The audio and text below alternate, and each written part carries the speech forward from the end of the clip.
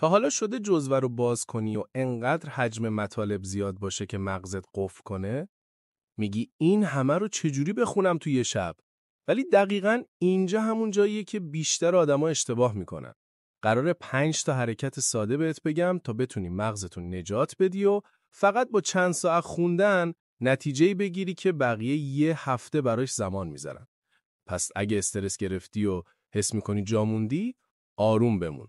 چون قراره اینجا خلافش رو ثابت کنیم. وقتی زمان کمه، نباید به جای خوندن دچار وحشت بشی. مغز تحت استرس مثل مرورگر با 100 تا تب بازه. هیچی درست لود نمیکنه. اول کاری یه نفس عمیق بکش و به جای اینکه کل جزوه رو بخونی، فقط سراغ اون 20% برو که 80% سوالا رو میسازه. قانون پارتو. یعنی تمرکز روی نکات کلیدی و تستای تکراری، نه جزئیات. این یعنی باهوش خوندن وقتی که زمان دشمنته. ولی یه اشتباه بزرگ اینجا پیش میاد. آدم بعد از اینکه تمرکزش رو کم میکنه، معمولاً میره سمت مرور لحظه آخری. ممون شبا یه بار امتحان کردیمش. 7 ساعت نشستن جلوی کتاب و روز بعد هیچی یادمون نیست. چون مغز با اطلاعات انباشته کاری نمیکنه. میذاره بره کنار. به جاش بهره‌گیر از مرورای کوتاه ولی با فاصله باش. هر وقت یه بخشو خوندی، یه کاغذ بنداز روش و 5 دقیقه بعد خلاصش رو بگو. 10 دقیقه فاصله یعنی 2 برابر یادگیری. ولی فقط مرور درست کافیه؟ نه. باید ذهن رو تو حالت درگیری نگه داری. وقتی زمان کمه، مطالعه غیر فعال وقت حروم کردنه. یعنی اگه داری به جزوه زل میزنی، در واقع هیچی یاد نمیگیری. سوال بساز، جواب بده یا با صدای بلند به خودت توضیح بده.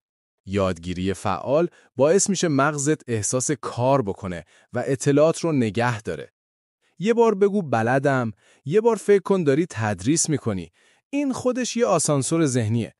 ولی بازم بدون یه چیز دیگه انگار نصف سیستم ناقص میمونه.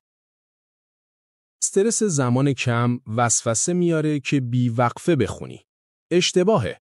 مغزت بین استراحت‌های کوتاه اطلاعات رو دسته‌بندی میکنه.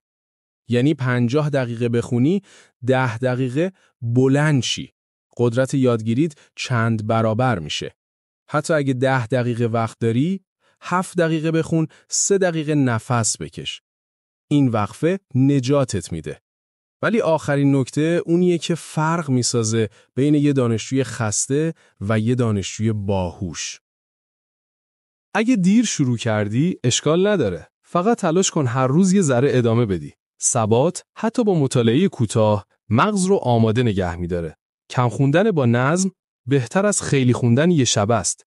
یادگیری یه فراینده، نه یه 2 ماراتون. همینه راز برگشتن به ریتم درست وقتی دیر شروع کردی. ولی همش یه چیز میخواد. نترسیدن از شروع الانه.